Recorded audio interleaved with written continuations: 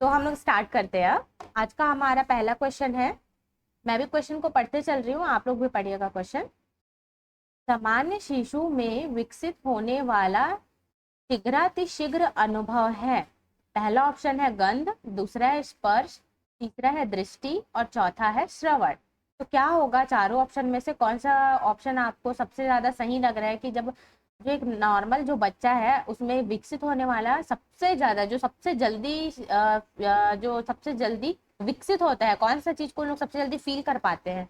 तो इस क्वेश्चन का आंसर क्या होगा? आंसर होगा फोर्थ, चौथा वाला ऑप्शन श्रवण। वो इसलिए कि बच्चा जब पैदा होता है, हम उसी को ही बात कर रहे हैं ना। सामान्य शिशु मतलब एक नॉर्मल जो बच्चा है, शीघ्र अतिशीघ्र अनुभव मतलब सबसे जल्दी वो क्या चीज को, जब वो बच्चा जब पैदा होता है इस दुनिया में जब आता है तो सबसे वो देखने, आंख भी कहाँ खुला रहता है, आंख भी तुरंत कहाँ खुलता है बच्चा। सबसे पहले क्या होता है, उसके कान में कुछ आवाज सुनाई पड़ता है सबसे पहले, उसके बाद फिर ये स्पर्श, दृष्टि, गंध, ये सब होता है। तो सबसे इसका अच्छा ऑप्शन हमारा क्या हो जाएगा? श्रवण होगा। यहाँ पे देखते हैं हमारा अगला क्वेश्चन है, विकास के संबंध में निम्नलिखित में से कौन सा सही नहीं है? अब देखिए मैं यहाँ पे बताई हूँ ना, हमको सबसे पहले क्या फोकस करना है? नहीं, जहां नहीं लिखा है उसको पहले हमको फोकस करना है।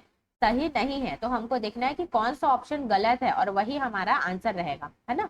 और विकास के संबंध में बोला है, अब देखते हैं विकास क्या है। निरंतर है, विकास मात्रात्मक परिवर्तन है, विकास गुणात्मक परिवर्तन है, विकास एक पैटर्न का अनुसरण करता है। अब ये चारों ऑप्शन में से कौन सा ऑप्शन सबसे ज्यादा सही है वो आप बताइए। बस इसको ध्यान रखिएगा, यहाँ पे क्या बोल रहा है, विकास के संबंध में सही नहीं है। तो इसका सही ऑप्शन है दूसरा, विकास मात्रात्मक परिवर्तन है। क्योंकि यहाँ पे क्या बोला, प्रश्न में सबसे पहले विकास का बात किया है। पिछले क्लास में मैंने बताया था विकास और वृद्धि के बारे में बात किए थे हम लोग, तो दोनों में क्या अंतर है बताई थी मैं। अब इसमें क्या बोल रहे हैं, इसमें सही नहीं है तो क्या होगा, विकास मात्रात्मक परिवर्तन है। क्यों?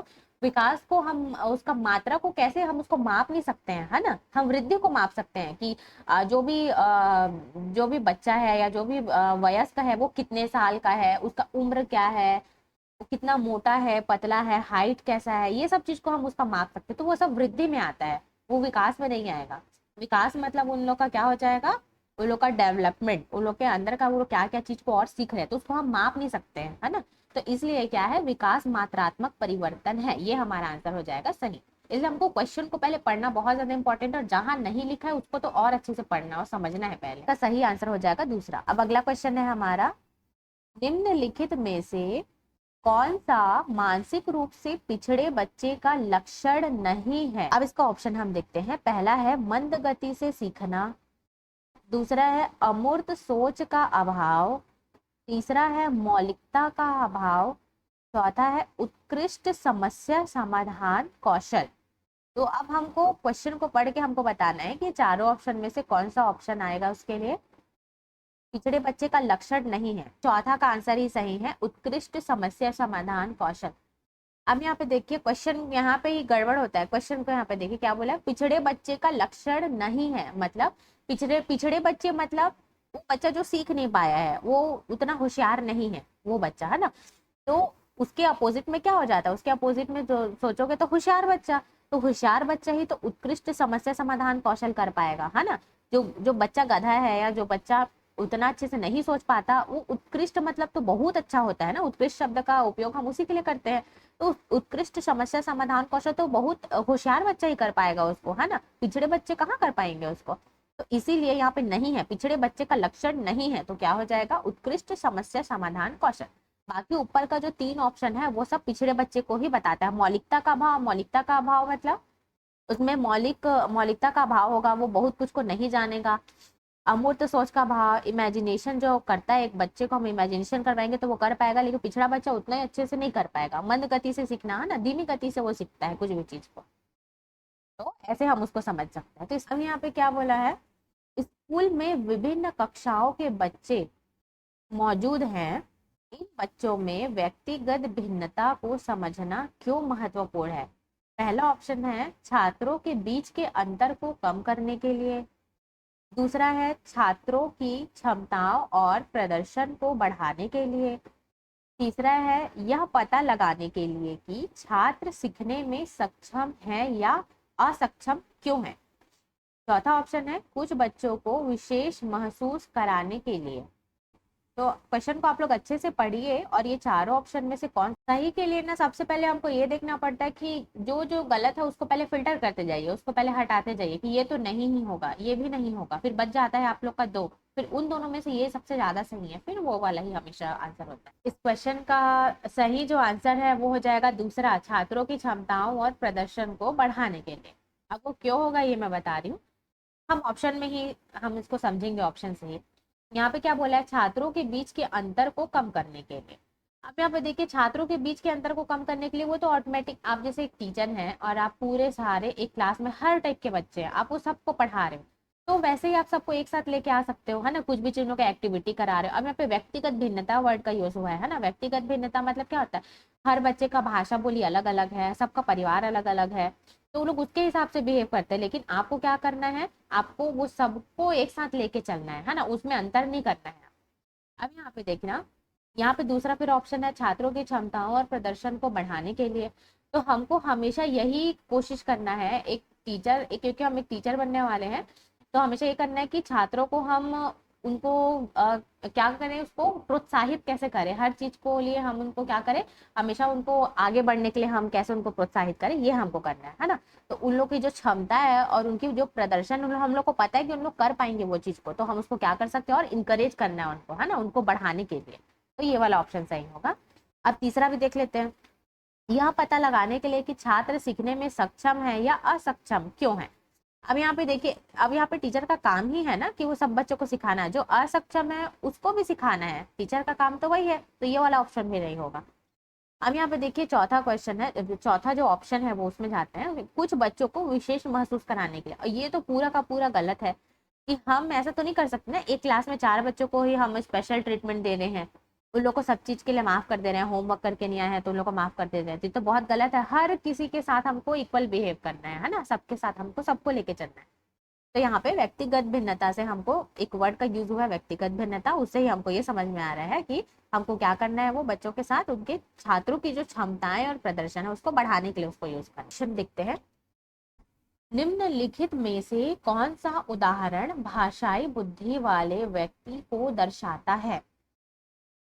अब ये ऑप्शन हम देखते हैं, पहला है तर्क की लंबी श्रृंखलाओं को संभालने की क्षमता, दूसरा है शब्दों के अर्थ, क्रम और भाषा के विभिन्न अर्थों के प्रति संवेदनशीलता, तीसरा है ध्यान देने और दूसरे से अलग करने की क्षमता, चौथा है स्वर माधुर्य और स्वर के प्रति संवेदनशीलता।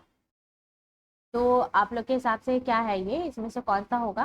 कई तो इस टाइप का अलग अलग क्वेश्चन भी पूछता है ना, जैसे हम लोग अभी तो जीन पे आजे का टॉपिक के हिसाब से पढ़ रहे थे, लेकिन बहुत सारा क्वेश्चन ऐसा भी मैं लेके आई हूँ कि वो हमेशा एग्जाम में पूछता ही है इस टाइप का, है ना, कि हम उसका कोई टॉपिक नहीं, हम लोग को नहीं समझ आएगा कि कहाँ से दिया करके, इसलिए हम लोग इस टाइप का क्वेश्चन को सॉल्व करना इंपॉर्टेंट है। हाँ दूसरा, ये क्वेश्चन का आंसर क्या हो जाएगा, दूसरा ही होगा ना, दूसरा ऑप्शन ये वाला ही हमारा सही है, शब्दों के अर्थ, क्रम और भाषा के विभिन्न अर्थों के प्रति संवेदनशीलता, क्योंकि यहाँ पे भाषाई बुद्धि वाले का बात किया है ना।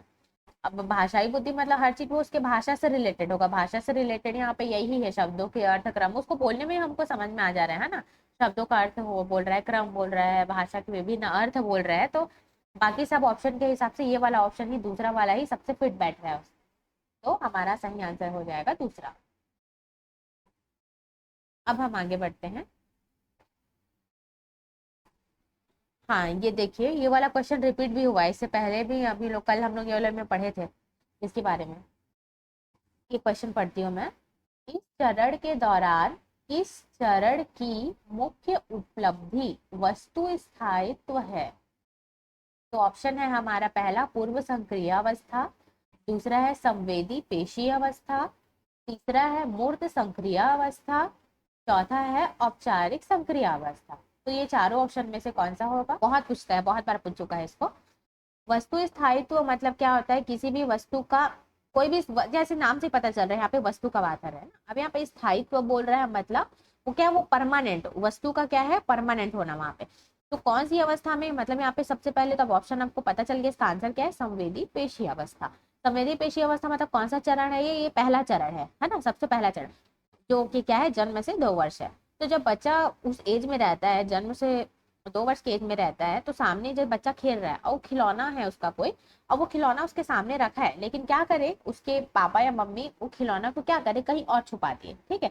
तो वो बच्चे को पता है कि उसका जो सामान है, जो वस्तु है, जो खिलौना है, वो क्या है, वो बस उस जगह से दूसरे जगह में गया है, लेकिन वो ऐसे गायब नहीं हुआ है, ये दुनिया से ही चल दिया, कहीं वो आएगा ही नहीं वापस वो सामान, ऐसा नहीं है। मतलब वो वस्तु का स्थायित्व की जो है सिद्धांत जो है, वो उसको पता है, वो बच्चे को उस टाइम तक वो सीख जाता है। तो कौन सी अवस्था है वो, संवेदी पेशी अवस्था। तो जहां भी वस्तु स्थायित्व का बात होगा ना, प्रश्न में यही पूछेगा, जैसे यहाँ पे कौन से चरण में पूछा है ना, कि बच्चे जो है वस्तु स्थायित्व को जान जाते हैं, तो यहाँ पे क्या हो जाएगा, पहला ही स्टेज रहेगा 0 से 2 वर्ष तक, जो क्या है, संवेदी पेशी अवस्था है। हम आते हैं अपने अगले क्वेश्चन में। हाँ, यहाँ पे देखते हैं, आंख का रंग कारक मुख्य रूप से इनमें से किस शब्द से संबंधित है। परिवार के प्रति दृष्टिकोण, पहला ऑप्शन है हमारा, दूसरा ऑप्शन है अनुवांशिकता, तीसरा है संस्कृति, और चौथा है विचार प्रक्रिया। तो सही आंसर है अनुवांशिकता। अब हम आगे चलते हैं। अब यहाँ पे देखिए, यहाँ पे हमारा अगला क्वेश्चन है, ये हमारा लास्ट क्वेश्चन है। निम्नलिखित में से कौन सा विकास का सिद्धांत नहीं है। अब यहाँ पे हम ऑप्शन पढ़ते हैं। पहला है विकास जीवन पर्यंत होता है, दूसरा है विकास परिवर्त्य होता है, तीसरा है विकास अनुवांशिकता एवं पर्यावरण दोनों के द्वारा प्रभावित होता है, और चौथा है विकास सार्वभौमिक है तथा सांस्कृतिक संदर्भ इसे प्रभावित नहीं करते। अब यहाँ पे देखिए क्वेश्चन में नहीं यूज हुआ है ना, विकास का सिद्धांत नहीं है, तो हमको ढूंढना है कि कौन सा उसका सिद्धांत नहीं होगा। हमको छांटना है इसमें से कि विकास का सिद्धांत कौन कौन सा है, और जो बच जाएगा वो नहीं है, तो इसमें से हमको उसी चीज को ढूंढना है। तो आप लोग एक बार क्वेश्चन को पढ़िए, ऑप्शन को पढ़िए, फिर बताइए क्या होगा इसमें का आंसर। चौथा है विकास सार्वभौमिक है तथा सांस्कृतिक संदर्भ इसे प्रभावित नहीं करते, है ना, क्योंकि वो ये सबसे परे है। विकास तो हम पढ़े थे हम पिछले क्लास में, विकास और वृद्धि के बारे में, तो उसे ये सब चीज सारा चीज सही है, सिर्फ एक ही चीज फिट नहीं बैठ रहा है, कौन सा, ये वाला चौथा वाला। अब यहाँ पे हम जो क्वेश्चन वाला था, जो हमारा टेस्ट सीरीज था, उसको हम लोग कंप्लीट कर लिए हैं। अब थ्योरी में फिर से वापस आते हैं। यहाँ पे देखते हैं, सबसे पहले यहाँ पे क्या है, मैंने यहाँ पे एक वर्ड लिखा हुआ है मस्तिष्काधोमुखी। इसके बारे में कल हम क्वेश्चन में पढ़े थे ना, यहाँ पे 2 चीज के बारे में पढ़े थे, मस्तिष्काधोमुखी और क्या था, समीपाभिमुख या समीप दूराभिमुख। ये दोनों एक ही है ना, ये दोनों वर्ड, ये दोनों का मतलब एक है। अब यहाँ पे देखिए, यहाँ पे मैंने लिखा है, इसका मतलब क्या है, मस्तिष्काधोमुखी का मतलब क्या है, विकास सिर से पैर की तरफ होता है।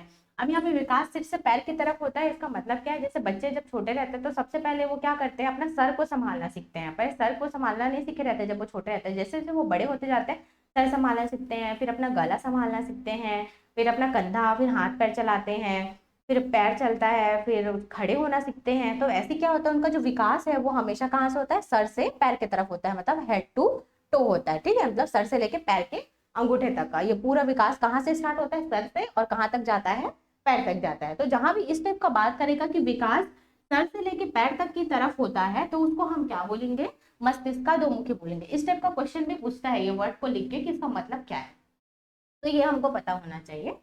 अब यहाँ पे हम आते हैं, एक और वर्ड है, क्या है, समीपाभिमुख, और इसको एक और वर्ड बोलते हैं, क्या है ये, समीप दूराभिमुख। अब इसका मतलब क्या है, इसमें विकास कहाँ से कहाँ होता है, केंद्र से बाहर की ओर होता है इसमें विकास।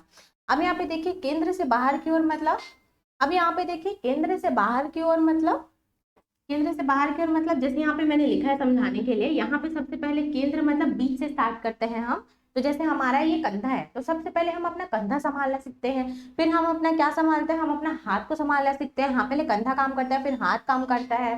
तो पहले कंधा काम करता है, कंधा काम करने लगता है, उसके बाद फिर क्या होता है, कंधे के बाद क्या है, हाथ को संभालना सीखते हैं, हाथ फिर काम करता है, फिर हाथ के बाद वो अपने उंगलियों को अच्छे से चलाना स्टार्ट कर देते हैं, है ना। तो केंद्र से बाहर की ओर मतलब क्या है, उसको क्या बोलते हैं हम, समीपाभिमुख बोलते हैं, ठीक है। मतलब केंद्र से बाहर की ओर पहले कंधा, फिर हाथ, फिर उंगली। और सेम वैसे ही यहाँ पे मस्तिष्काधोमुखी मतलब क्या है, सर से लेके पूरे पैर तक का विकास होगा, सर से स्टार्ट होगा, वहां से जाके वो पैर तक चलेगा, ठीक है। तो इन दोनों में तो कोई डाउट नहीं है ना, ये दोनों वर्ड आप लोग को याद हो जाना चाहिए अच्छे से, तभी क्या होगा, इसका मतलब आप लोग को समझ में आ जाएगा। तो नाम से बोलने से ही समझ में आ रहा है। अब हम आते हैं, यहाँ पे एक टॉपिक है विकास। विकास के बारे में कल मैंने परसों बताया था ना, विकास और वृद्धि के बारे में, है ना। अब यहाँ पे थोड़ा और समझ लेते हैं। अब यहाँ पे देखिए विकास जो है वो किस किस प्रकार का होता है, इसको हम देख लेते हैं। पहला है क्या है हमारा शारीरिक विकास। शारीरिक विकास तो आप सबको पता है कि शारीरिक विकास क्या है, हमारे बॉडी का डेवलपमेंट है ना। हम जब छोटे रहते हैं तो हमारा हाइट छोटा रहता है, हमारा हेल्थ कम रहता है, फिर हम धीरे धीरे बड़े होते जाते हैं, हमारा हड्डी मजबूत होते जाता है, हमारा हाइट बढ़ता है, हमारा हेल्थ बढ़ता है। तो ये सारा हमारा क्या है, शारीरिक विकास। ये सब किस में आता है, शारीरिक विकास के अंदर आता है। अब हम यहाँ पे देखते हैं दूसरा हमारा क्या है, संज्ञानात्मक विकास। संज्ञानात्मक विकास मतलब ये पूरा किससे रिलेटेड है, ये हमारा है बुद्धि से रिलेटेड। हम कितना कॉमन सेंस का उपयोग करते हैं, हम अपना समस्या का समाधान कैसे करते हैं, ये सब क्या है, ये किसके अंदर आता है, संज्ञानात्मक विकास के अंदर। तो ये भी विकास है, ये भी विकास है। ये शारीरिक विकास मैंने बताया, संज्ञानात्मक विकास बताया, और यहाँ पे क्या है, तीसरा क्या है, सामाजिक विकास। सामाजिक विकास भी आप लोग को पता है कि सामाजिक विकास क्या है, कि सोशल होना है ना, चार लोगों के बीच में जाके आप कैसे बात कर रहे हो, आप कैसे बिहेव कर रहे हो, ये सारा चीज किसके अंदर आता है, सामाजिक विकास के अंदर आता है।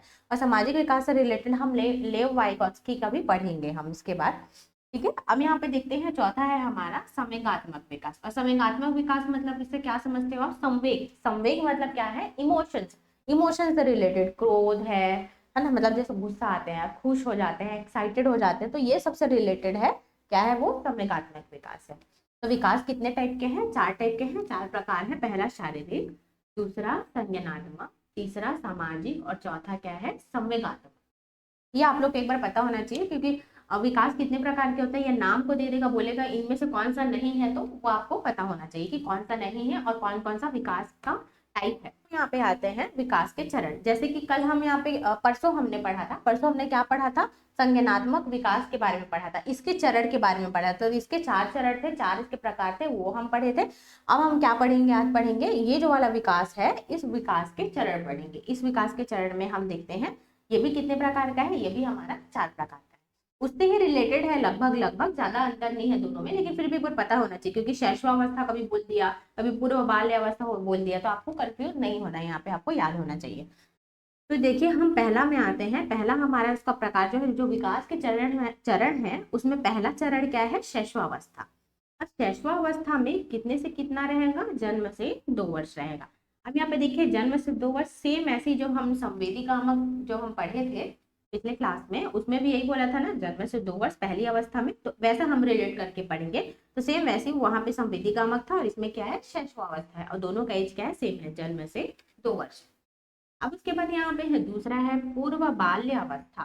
पूर्व बाल्यावस्था, और सेम ऐसी वहां पे भी पूर्व का बात हुआ था, है ना। तो उसका जन्म इसका जो है वो क्या हो जाएगा, 2 से 6 वर्ष हो जाएगा। इसका क्या है, किसके किसके बीच में है, 2 से 6 वर्ष के बीच में। अब यहाँ पे एक चीज देख रहे होगे, सम सम है, यहाँ 2 और यहाँ 6। वहां पे विषम विषम हो जा रहा था, 7 फिर 11 फिर 15 हो जा रहा था। यहाँ क्या है, 2 से 6 वर्ष। तो ऐसे आपको अंतर करना है कि जीन प्याजे में क्या अंतर है और ये जो विकास के चरण है उसमें क्या अंतर है। यहाँ पे देखिए दूसरा क्या है, पूर्व बाल्यावस्था, और उसमें क्या हो जाएगा, 2 से 6 वर्ष। ये भी सम संख्या है, ये भी सम संख्या है, ऐसे हमको याद रखना है। अब उसके बाद आते हैं हम तीसरा। तीसरा हमारा क्या है, उत्तर बाल्य अवस्था। अब उत्तर बाल्य अवस्था कितने से कितने वर्ष है, 6 से 12 वर्ष। अब यहाँ 2 से 6 था, अब डायरेक्ट इसका डबल कर दो, 6 से 12 वर्ष, है ना। तो अब हम यहाँ पे देखते हैं, यहाँ पे भी सम है, देखिए 6 और यहाँ पे 12। पिछले में क्या था, 7 से 11 था ना पिछले वाले में।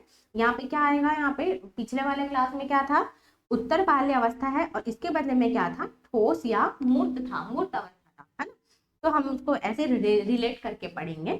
तो ये क्या हो जाएगा, उत्तर बाल्य अवस्था मतलब 6 से 12 वर्ष के बीच में है। फिर यहाँ पे चौथा है किशोरावस्था। किशोरावस्था क्या है, 12 से 18 वर्ष के बीच में। अब यहाँ पे देखिए वहां पे सिर्फ 15 वर्ष तक का बात हुआ था, 11 से 15 वर्ष तक का था, ठीक है, अमूर्त अवस्था या औपचारिक अवस्था में। लेकिन यहाँ पे किशोरावस्था में क्या बोला है, 12 से 18 वर्ष तक का बात किया है, ठीक है। तो हम क्या करेंगे, सबसे पहले हमको नाम यहाँ पे याद करना है, शैशवावस्था, पूर्व बाल्यावस्था, उत्तर बाल्यावस्था और किशोरावस्था। अब हम जब नाम को याद कर लिए, अब हमको क्या करना है, यही नाम को रिलेट करना है हमारे जीन प्याजे वाले अवस्था से। जैसे हम यहाँ पे शैशवावस्था है, तो उसका पहले वाले का क्या था, पहला जो अवस्था था उसका क्या नाम था, संवेदी गामक या गत्यात्मक अवस्था। अब यहाँ पे देखिए, यहाँ पे पूर्व बाल्यावस्था है, तो दोनों का नाम भी सेम सेम है, यहाँ भी पूर्व से शुरू हो रहा है, और जीन प्याजे का भी पूर्व से शुरू हुआ था, पूर्व संक्रियात्मक अवस्था यही था ना, इसके बदले में पूर्व संक्रियात्मक अवस्था। और यहाँ पे क्या है, पूर्व बाल्यावस्था। सेम वैसे ही अब हम आते हैं तीसरे में। तीसरा यहाँ पे क्या है, उत्तर बाल्यावस्था, और इसमें क्या था, जीन प्याजे में था मूर्त था, ठीक है, या तो ठोस या तो मूर्त। तो ठोस अवस्था या मूल सक्रियात्मक, मूर्त सक्रियात्मक, ठीक है। अब यहाँ पे देखिए फिर चौथा आता है हमारा किशोरावस्था। तो जो विकास का चरण है उसमें चौथा अवस्था क्या है, किशोरावस्था, और इसी को ही क्या बोलते हैं हम, जीन प्याजे का जो चौथा चरण था वो क्या था, ये मूर्त, फिर ये वाला क्या था, अमूर्त, है ना, दोनों बोल सकते हैं, औपचारिक संक्रियात्मक भी बोल सकते हैं और अमूर्त संक्रियात्मक। तो सबसे पहले हम नाम को पहले दोनों में अंतर कर लिए, नाम को रिलेट कर लिए कि जीन प्याजे का ये नाम था और जो विकास का जो चरण है उसका ये नाम था, है ना। तो हम ऐसे याद कर लिए। अब हम उसको सेम वैसे इसको भी करेंगे। ये तो दोनों पहला अवस्था में दोनों सेम सेम है, उसमें भी वही था जीन प्याजे में, इसमें भी वही है। और यहाँ पे भी, यहाँ पे क्या है, अब यहाँ पे सब सम सम चलेगा, वहां पे पूरा विषम नंबर चल रहा था ना, सिर्फ 2 के बाद से सारा विषम था, 2 से 7 था उसमें, उसके बाद क्या था 7 से 11 था, फिर क्या था 11 से 15 था। अब यहाँ पे क्या है, वही चीज जस्ट उल्टा हो जाएगा, सम हो जाएगा। यहाँ तक तो सेम है, ये वाला जन्म से 2 वर्ष से एकदम सेम है। अब उसके बाद यहाँ से चेंज होगा, यहाँ से सम सम संख्या चलेगा पूरा, 2 से 6, 6 से 12 और 12 से 18। अब यहाँ पे देखिए, क्योंकि हमको पता है जो किशोरावस्था है वो 18 वर्ष तक रहता है, ये तो सबको पता है किशोरावस्था जो है 18 वर्ष तक। तो यहाँ पे आपको याद करने की जरूरत नहीं कि 12 से कितना वर्ष तक था, हमको सबको पता है कि 18 वर्ष तक रहता है ना। तो ये भी हम उसको अच्छे से याद कर सकते हैं, उतना समझ सकते हैं कॉमन सेंस लगा के, ठीक है। अब यहाँ पे हम देखेंगे कि इनके लक्षण, इस अवस्था में क्या क्या लक्षण इनके रहते हैं वो हम देखते हैं। लगभग बहुत सारा चीज सेम सेम है, उसमें ज्यादा अंतर नहीं है दोनों में। अब यहाँ पे हम आते हैं पहले में शैशवावस्था, जो जन्म से 2 वर्ष है। अब इसमें क्या होता है, तेजी से शारीरिक विकास। जब बच्चा छोटा रहता है तो क्या करता है, बहुत जल्दी क्या होता है, वो पहले अपना गला संभालना सीखता है, फिर हाथ पैर चलाना सीखता है, उसके बाद फिर वो ऐसे पलटी खाना सीखता है ना, वो पलटना सीख जाता है, पलटने के बाद घुटने के बल चलना सीखता है, फिर वो अच्छे से पैर में खड़े होकर चलना सीख जाता है, हाथ से एक गिलास को पकड़ना सीख जाता है। तो जन्म से 2 वर्ष तक क्या होता है, उनका जो शारीरिक विकास है वो बहुत तेजी से होता है। अब उसके बाद यहाँ पे देखते हैं तेजी से मानसिक विकास, उनका मानसिक विकास भी तेजी से होता है, वो बहुत सारे चीज को बहुत जल्दी जल्दी समझने लगते हैं और उसका अनुकरण करने लगते हैं, ठीक है। तो यहाँ पे शैशवावस्था तो समझ में आ गया ना। अब यहाँ पे हम आते हैं दूसरा, पूर्व बाल्यावस्था। पूर्व बाल्यावस्था जो कि सम संख्या क्या के लिए है, 2 से 6 वर्ष लिए है। अब यहाँ पे हम देखते हैं, यहाँ पे क्या है, नकल करना, सेम वही अनुकरण करना। अब यहाँ पे क्या है, भाषा विकास तेजी से, वो बात करने का, और जब बच्चा जैसे हम देखे है ना, छोटे बच्चे लोग को जब वो बात करना स्टार्ट करते सीखते हैं धीरे धीरे बात करना, तो वो बहुत ज्यादा बोलते रहते हैं, उनसे आप बात नहीं करोगे फिर वो बहुत सारी चीज को पूछेंगे, ये क्या होता है वो क्या होता है। उन लोग से कोई बात नहीं करे तो वो खुद से बड़बड़ाने लगते हैं, मतलब उनको कुछ ना कुछ बोलना रहता है, अपना वोकेबलरी बढ़ाना रहता है ना। तो भाषा विकास क्या है, वो तेजी से होता है उनका भाषा विकास। अब यहाँ पे देखते हैं सामाजिक विकास तेजी से। अब यहाँ पे सामाजिक विकास तेजी से का मतलब क्या है, जैसे बच्चा जब छोटा है तो सिर्फ अपने मम्मी पापा अपने परिवार बस को जो एकदम क्लोज है उनको बस जानता है, लेकिन फिर वो जब बच्चे को लेके हम कहीं बाहर जाने, किसी के घर जा रहे हैं या कोई फंक्शन अटेंड कर रहे हैं, तो बहुत सारे लोगों को देख के स्टार्टिंग में देख के बहुत वो डरता है ना, लेकिन उसके बाद धीरे धीरे उसको क्या होता है, आदत हो जाता है। तो इस एज में जब वो 2 से 6 वर्ष के बीच में होता है, तब उसको क्या हो जाता है, उसको समझ में आता है कि ये सब क्या है, नॉर्मल चीजें हैं, ठीक है। तो क्या हो जाता है, इसी इसी एज में उनका क्या हो जाता है, सामाजिक विकास तेजी से होता है। अब यहाँ पे हम आते हैं उत्तर बाल्यावस्था, ये भी क्या है, ये भी सम संख्या है, 6 से 12 वर्ष होगा, ठीक है। अब यहाँ पे देखते हैं, यहाँ पे क्या है, समूह अवस्था या स्कूल एज। अब यहाँ पे मैं स्कूल एज क्यों लिखी हूँ, जब बच्चा 6 से 12 वर्ष के बीच में रहता है तब वो स्कूल जाता है, अपने फ्रेंड्स बनाता है, उन लोगों का अपना फ्रेंड लोगों का पूरा एक ग्रुप बन जाता है ना। और उन लोग क्या करते हैं, उस ग्रुप को बहुत इंजॉय करते हैं, स्कूल वाले बच्चे रहते हैं तो। और जब उन लोग को ग्रुप में अपने मजा आने लगता है, उन लोग को बहुत अच्छा फ्रेंड मिल जाता है, तो उन लोग क्या करते हैं, उन लोगों को स्कूल जाना मजा आता है, उन लोग के साथ रहना मजा आता है, कोचिंग जाना है तो साथ में कोचिंग जाएंगे, घूमने जाना है तो साथ में घूमने जाएंगे। मतलब ये वाला जो ग्रुप वाला जो अवस्था है वो बहुत तेजी से विकसित होता है। उनको वही सब चीज के बारे में ज्यादा सोचते हैं कि हमको, वो लोग ये नहीं सोचते कि अरे हमको स्कूल जाना है तो पढ़ने के लिए जाना है, वो तो रहता ही, लेकिन साथ में लोग को मन में कहीं ना कहीं ये चीज भी रहता है कि आज हम लोग क्या करेंगे, अपने दोस्त यार से मिलेंगे, आज भी जाके आज हम ये करेंगे, आज हम वो करेंगे, ये सारा चीज दिमाग में चलता है उन लोग के, ठीक है। तो 6 से 12 वर्ष तक जो अवस्था है उसमें एक क्या है, समूह अवस्था, उन लोग को ग्रुप में रहने का आदत रहता है, स्कूल एज। अब यहाँ पे देखते हैं आगे और क्या है, मिथ्या परिपक्वता। अब यहाँ पे मिथ्या परिपक्वता का मतलब क्या है? मिथ्या परिपक्वता का मतलब ये है कि बच्चा सोचता है, बच्चा क्या सोचता है कि मैं बड़ा हो गया। वो अपने आप को, ये 6 से 12 वर्ष के बीच में वो अपने आप को क्या सोचता है कि मैं बहुत बड़ा हो गया। अगर उसको कोई भी बोलेंगे अरे तुम नहीं जानोगे, तुम रहने दो, तुम ये काम नहीं कर पाओगे करके, अगर उस बच्चे को कोई भी ऐसा बोलेगा तो उसको बहुत गुस्सा आता है, क्योंकि वो अपने आप में ये सोचता है कि अब मैं बड़ा हो चुका हूँ, अब मैं सारा काम कर सकता हूँ जो बड़े लोग कर सकते हैं, क्योंकि वो अपने आप को क्या सोचता है? बड़ा सोचता है। ठीक है, क्या ये वाला आप लोगों को समझ में आ गया? उत्तर बाल्यावस्था यहाँ जो समझा, एक तो समूह की अवस्था थी और दूसरा क्या है? मिथ्या परिपक्वता। मिथ्या परिपक्वता का मतलब क्या है? वो सोचता है कि मैं अपने में बड़ा हो चुका हूँ। अब यहाँ पे देखते हैं, यहाँ पे आता है चौथा। चौथा है किशोरावस्था। किशोरावस्था में भी सेम वही है, सम संख्या को ही हम ध्यान में रखेंगे, 12 से 18 वर्ष, क्योंकि किशोरावस्था बोला है इसलिए हमको याद रखना है कि 18 वर्ष का ही लास्ट रहता है। 19 वर्ष को हम किशोरावस्था उतना नहीं बोलते, 18 वर्ष को ही हम मेन यहाँ पे मानते हैं। ठीक है, अब यहाँ पे देखना, इसी अवस्था को क्या बोलते हैं? तूफान की अवस्था बोलते हैं। शरीर में परिवर्तन होते हैं, चाहे वो लड़की हो चाहे वो लड़का हो, है ना।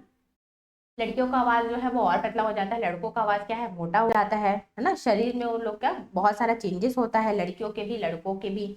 अब यहाँ पे देखना, ये परिवर्तन काल है। परिवर्तन काल क्या है? सेम उसी के लिए ही बहुत सारा चीजें होता है, उनके हार्मोन्स में चेंजेस होते हैं।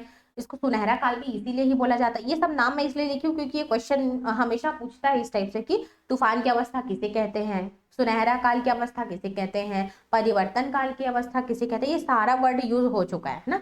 और शरीर में परिवर्तन सबसे ज्यादा कौन से एज में होता है? तो 12 से 18 वर्ष में होता है। अब यहाँ पे देखते हैं, संवेग जो है वो अस्थायी रहता है। मतलब क्या होता है? चिड़चिड़ापन आता है। यहाँ पे मैंने लिखा है ना चिड़चिड़ापन। तो संवेग अस्थायी मतलब जो उन लोग का जो इमोशंस है वो क्या रहता है? वो स्टेबल नहीं रहता है। मतलब वो थोड़ी देर में चिड़चिड़ा जा रहे हैं, थोड़ी देर में वो खुश हो जा रहे हैं, है ना, थोड़ी देर में उन लोग को गुस्सा आ जा रहा है। तो इस टाइप का बहुत सारा चीज होता है। तो संवेग मतलब इमोशंस के अंदर जो टाइप के भी इमोशन है वो सारे इसमें आ जाएंगे। वो सारे क्या होते हैं? उनके अस्थायी होते हैं, वो स्टेबल नहीं होते। ठीक है, तो यहाँ पे हमने जो विकास के जो चरण है वो हमने 4 चरण पढ़ा, और हमने इसको कैसे पढ़ा? जीन प्याजे की जो 4 अवस्थाएं थी, जो 4 चरण थी, उनसे हम रिलेट करके पढ़े, दोनों में डिफरेंस करके पढ़े। पहला शैशवावस्था, दूसरा है पूर्व बाल्यावस्था, तीसरा है उत्तर बाल्यावस्था और चौथा है किशोरावस्था। ठीक है, अब यहाँ पे जन्म से 2 वर्ष है शैशवावस्था, जो सेम जीन प्याजे में भी वैसे ही था, सेम ऐसी था, जन्म से 2 वर्ष। पूर्व बाल्यावस्था जो जीन प्याजे में क्या था, उसका जो वर्ष था वो क्या था? विषम संख्या। यहाँ से विषम संख्या शुरू होता है जीन प्याजे में, लेकिन ये क्या है? ये सब समय 2 से 6, 6 से 12, 12 से 18। और जीन प्याजे में क्या था? ये सेम था, 0 से 2, 2 से 7, 7 से 11 और 11 से 15। तो यहाँ तक का आपको कोई डाउट है तो आप पूछ सकते हैं यहाँ से। यह मस्तिष्काधोमुखी, समीपाभिमुख, फिर ये विकास के बारे में, विकास का टाइप मैंने बताया क्या क्या होता है, नाम से ही पता चल रहा है कि उसका मतलब क्या है। फिर विकास के 4 चरण जिसको जीन प्याजे के अवस्था से हम रिलेट करके पढ़े हैं। तो ये सब में से अगर आपको कोई भी डाउट है तो आप पूछ सकते हैं। अब यहाँ पे देखिए, एक वर्ड का बहुत ज्यादा यूज होता है यहाँ पे, स्कीमा। स्कीमा ये भी जो है ना, ये भी हमारा जीन प्याजे से ही रिलेटेड है। ठीक है, संज्ञानात्मक से ही रिलेटेड है ये सारा चीज। अब यहाँ पे देखिए, स्कीमा। स्कीमा का मतलब क्या है? जब हम किसी विषय के बारे में सोच विचार करते हैं, उसके बारे में जो भी अपना धारणा बनाते हैं, जो भी चीज हम सोचते हैं, तो वह हमारे दिमाग में क्या हो जाता है? एकत्रित हो जाता है। उसका क्या, जैसे कि ये पेन है, जैसे हम क्या करते हैं, ये पेन को ले ले, ठीक है। अब ये मैं पेन को देखी तो इसके बारे में मैं कुछ धारणा बना ली कि ये क्या है? व्हाइट व्हाइट बोर्ड वाला पेन है, ये नॉर्मल कॉपी में नहीं चल सकता है, और ये इस टाइप का दिखता है, व्हाइट कलर का दिखता है, इसका ब्लैक कलर का कैप होता है। ये सब चीज के बारे में मैं क्या कर रही, इसको धारणा बना ली इस पेन के बारे में, ठीक है। और मैं क्या कर रही, अपने दिमाग में उसको क्या कर रही, स्टोर कर ली। तो वो क्या कहलाता है? यही सारा चीज क्या कहलाता है? स्कीमा कहलाता है। मतलब हम जब किसी भी वस्तु को देखते हैं और उसके बारे में जो भी धारणा बनाते हैं, जो भी चीज हम सोचते हैं उस वस्तु के बारे में, वह क्या होता है? हमारे दिमाग में जाके कहीं स्टोर हो जाता है, और वही जो स्टोर होता है वही क्या कहलाता है? हमारा स्कीमा। उसको क्या बोलते हैं? कि वो हमारे स्कीमा में स्टोर हो गया, ये बोलते हैं, ठीक है। अब यहाँ पे एक चीज मैं और लिखी हूँ, इस टाइप का भी क्वेश्चन आता है कि विचार परिवर्तित होने पर जो भी हम, जैसे हम सोचे हैं कुछ वस्तु के बारे में, जैसे ये मैं पेन के बारे में, जैसे मैंने पेन का एग्जाम्पल दिया, यहाँ पे विचार परिवर्तित होने पर स्कीमा में भी परिवर्तन हो जाता है, बोला है। जैसे इस पेन के बारे में मैं कुछ भी चीज में अपना धारणा बना ली, ऐसा दिखता है, ये वैसा दिखता है, ठीक है। अब मैं क्या करी, कुछ टाइम बाद हो सकता है मार्केट में कुछ नया पेन आ गया, जो जैसे डिजिटल बोर्ड वाला पेन आ गया, है ना। अब इसको, ये वाला जो व्हाइट बोर्ड का पेन है, वो कुछ को ऐसा बनाया है इसको कि ये इसमें भी चलेगा और ये डिजिटल वाले बोर्ड में भी चलेगा। अब मैं इसके, इस पेन के बारे में तो मैं अपना धारणा ऐसा बनाई थी ना कि ये सिर्फ इस व्हाइट बोर्ड के लिए चलेगा, किसी और में तो नहीं चलेगा ना ये। तो ये क्या करी मैं, फिर मेरे को समझ में आया कि नहीं नहीं, ये जो है ये इस व्हाइट बोर्ड के साथ साथ जो डिजिटल बोर्ड रहता है वो उसमें भी चलेगा। तब मैं क्या करी, अब मेरे स्कीमा में क्या हो जाता है, परिवर्तन हो जाता है ना। तो जब मैं पहले अपना विचार परिवर्तित करी, अपने दिमाग में ही सोची मैं कि ये जो है वो यहाँ ना चल के यहाँ भी चलेगा और वहां भी चलेगा, ये वाला जो पेन है, ठीक है। तो क्या करी, जो मैं सोची थी अपने दिमाग में, जो मैं इसके बारे में जो सूचना है, जो इन्फॉर्मेशन है वो एकत्रित करी थी, अब मैं क्या करी, उस सूचना में मैं परिवर्तन लाई। ठीक, जैसे ही मैं उसमें परिवर्तन करी, अपने विचार में परिवर्तन करी उस वस्तु के लिए, तो क्या हो गया, वो स्कीमा में भी परिवर्तन हो गया। मतलब स्कीमा क्या है, स्कीमा एक चीज ये भी समझ आता है, स्कीमा जो है परमानेंट नहीं होता। किसी भी एक चीज के बारे में आप सोच लिए और सिचुएशन के हिसाब से हमेशा क्या है, स्कीमा जो है वो चेंज होते रहता है, वो हमेशा अपडेट होते रहता है, ठीक है। तो ये चीज आपको समझ में आया, स्कीमा क्या होता है। अनुकूलन के कितने प्रकार होते हैं, 2 प्रकार होते हैं। एक होता है आत्मसातीकरण और दूसरा होता है समायोजन। 2 प्रकार होते हैं, पहला है आत्मसातीकरण और दूसरा क्या है, समायोजन। तो हमको अनुकूलन उतना नहीं पूछता है, अनुकूलन पूछता है लेकिन कम पूछता है, सबसे ज्यादा पूछता है ये तो स्कीमा पूछेगा, आत्मसातीकरण पूछेगा, समायोजन पूछेगा। इससे तो क्वेश्चन आता ही है हमेशा, है ना, इस टाइप का इर्द गिर्द घूमते रहता है इसी के आसपास ये सारी चीजें। अब मैं आप लोगों को ये आत्मसातीकरण और ये समायोजन, ये दोनों को मैं आप लोग को बहुत अच्छे से समझाती हूँ कि एग्जाम्पल के थ्रू, जिससे आपको ये दोनों क्लियर हो जाएगा। और एग्जाम में भी क्वेश्चन, अब देखिए एग्जाम में क्वेश्चन एकदम ईजी नहीं पूछता है, मतलब एकदम क्लियर नहीं पूछेगा इसका मतलब क्या है, तो ये क्या होगा, हमेशा घुमा फिरा के कुछ ना कुछ ऐसा वर्ड में आपको फंसाएगा कि आपको समझ में नहीं आएगा, है ना। तो पहले हम इसका मतलब को अच्छे से समझेंगे कि आत्मसातीकरण एक्चुअल में है क्या और समायोजन क्या है, इन दोनों में क्या अंतर है और क्या रिलेशन है, इसको हम देखते हैं। अब यहाँ पे देखिए, यहाँ पे मैंने पहले क्या लिखा है, आत्मसातीकरण, उसके बाद यहाँ पे एक वर्ड का मैं यूज की हूँ संतुलन, उसके बाद है नई स्थिति, फिर ये क्या है, असंतुलन, उसके बाद लास्ट में क्या है, समायोजन। अब यहाँ पे देखिए, ये पूरा ये स्ट्रक्चर जो दिख रहा है वो पूरा क्या कहलाता है, ये पूरा अनुकूल के अंदर है ना। अनुकूल के 2 प्रकार मैंने बताया था इससे पहले, एक आत्मसातीकरण और दूसरा क्या था, समायोजन। अभी आत्मसातीकरण और ये समायोजन को हम कैसे, ये दोनों के बीच में क्या रिलेशन है और ये कैसे काम करता है, ये सब मैं आपको बताऊंगी अभी, इन दोनों के बीच में क्या क्या हो रहा है। अभी यहाँ पे देखिए, एक एग्जाम्पल से हम इसको समझ सकते हैं। जैसे कि आत्मसातीकरण के लिए हम यहाँ पे एक बच्चे को एक कोई जानवर के बारे में बताइए। बच्चा जो है वो पहले से क्या कर रहा है, अपने स्कीमा से पहले जो मैंने बताया था, अपने दिमाग में उस जानवर के बारे में कुछ चीजें पहले से बना के रखा है अपने दिमाग में। जैसे कि हम मान लेते हैं एक बिल्ली ले लिए, ठीक है। अब ये बिल्ली को हम सोच रहे हैं, वो बच्चा पहले से सोच रहा है कि बिल्ली के क्या है, बिल्ली के 2 कान है, 2 आंख है, एक पूंछ है ना। अब बिल्ली ऐसी दिखती है, तो अब उसको क्या हो गया, वो क्या कर लिया बच्चा, उस चीज को आत्मसात कर लिया है कि बिल्ली कैसे दिखती है, बिल्ली कैसे दिखती है, जिसके एक पूंछ है, 2 कान है, थोड़ा झप्पू झप्पू रहता है, थोड़ा सा बाल रहता है उसका, है ना, तो वो क्या है, बिल्ली है। तो वो क्या करा, बच्चा अपने स्कीमा में जो दिमाग में स्टोर करके रखा था उसको क्या करा, वो यहाँ पे आत्मसात कर लिया। अब उसके बाद क्या है, जब आत्मसात करा तो कौन सी स्थिति आती है, आत्मसात करने के बाद ये संतुलन की स्थिति आती है कि बच्चा क्या हो गया है, उसको समझ चुका है कि हाँ क्या क्या होता है। एक बिल्ली है जिसके एक पूंछ है, 2 कान है, 2 आंख है, उसके शरीर में बाल होते हैं, वो डॉट डॉट झपा झपा भी रहता है, सिंपल कलर, उसके और भी बहुत सारे कलर होते हैं, ये सब चीज को वो जान रहा है बच्चा, ठीक है। उसको आत्मसात कर लिया, आत्मसात करने के बाद उसको संतुलन की स्थिति, मतलब उसके दिमाग में क्या बैलेंस है, अभी पूरा बैलेंस है कि हाँ भाई जो मैं अपने दिमाग में सोचा था अभी वही चीज चल रहा है, जो मैं सोचता हूँ वही सही है अभी, है ना। अब उसके बाद आता है नई स्थिति, नया सिचुएशन। क्या नया सिचुएशन आता है, अब वो बच्चे को बताया जाता है कि जो कैट है, जो बिल्ली है, वो तो वैसे दिखती है, लेकिन एक और जानवर के बारे में बताया जाता है, वो क्या है, डॉग, है ना। डॉग के बारे में बताया जाता है कि डॉग के भी क्या होते हैं, डॉग के भी वैसे 4 पैर होते हैं और एक पूंछ होता है, 2 कान होते हैं, 2 आंख होते हैं, है ना, उसके बारे में बताया जाता है।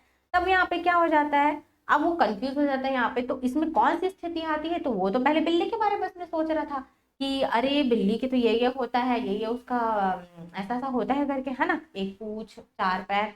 अब यहाँ पे ये क्या नया चीज आ गया, ये कुत्ता जिसका नाम क्या है, डॉग, जिसको डॉग बोलते हैं, वो उसके भी सेम वैसे होते हैं, तो वहां पे अब वो कंफ्यूज हो जाता है। तो ये नई स्थिति में क्या आता है, उन लोगों को कंफ्यूजन आता है बच्चे को, ठीक है। और जब जैसे उसको पता चलता है ये डॉग के बारे में कि अरे ये भी, इसका भी जो टाइप है वो सेम वो बिल्ली के टाइप का है, तब यहाँ पे क्या होता है, असंतुलन की स्थिति पैदा होती है। अभी तक तो वो बैलेंस था, उसके दिमाग के हिसाब से सब चीज सही चल रहा था, लेकिन अब जब उसको डॉग के बारे में बताया गया तो अब उसके मन में क्या हो गया, असंतुलन पैदा हो गया, ठीक है।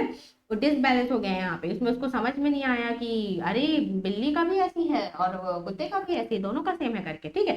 तब क्या होता है, तब इसी टाइम में इसके स्कीमा में परिवर्तन किया जाता है, इसको बताया जाता है कि डॉग और बिल्ली में क्या क्या अंतर है, दोनों इसका टाइप क्या है और इसका टाइप क्या है, हम कैसे पहचानेंगे कि ये बिल्ली है और ये क्या है, ये कुत्ता, ये कैट है और ये डॉग है, इसको हम कैसे पहचानेंगे करके, ये सारा अब जो बात है डॉग के बारे में बताया जाता है बच्चे को। जैसे उसके बारे में बताया जाता है तो वो बच्चा क्या करता है, अपने आप को यहाँ पे समायोजित कर लेता है, ठीक है। समायोजन मतलब क्या है, वो मॉडिफाई करना, अपने स्कीमा को क्या करता है, वो मॉडिफाई करता है। तो यहाँ पे हम मॉडिफाई करके लिख सकते हैं एक समझने के लिए, ठीक है।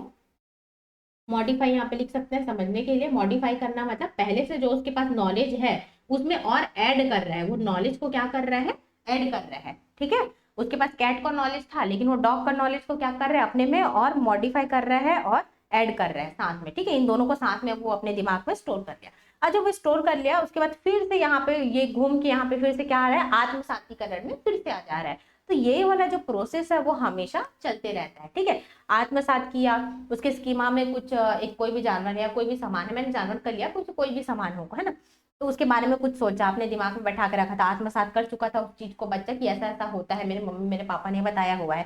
फिर संतुलन की स्थिति रहती है, नया सिचुएशन आता है, नया चीज उसके दिमाग में ऐड किया जाता है, तब उसको हो जाता है असंतुलन कि अरे ऐसा भी होता है, मेरे को तो पता ही नहीं था, उसको समझ में नहीं आता, यहाँ पे बहुत ज्यादा कंफ्यूजन।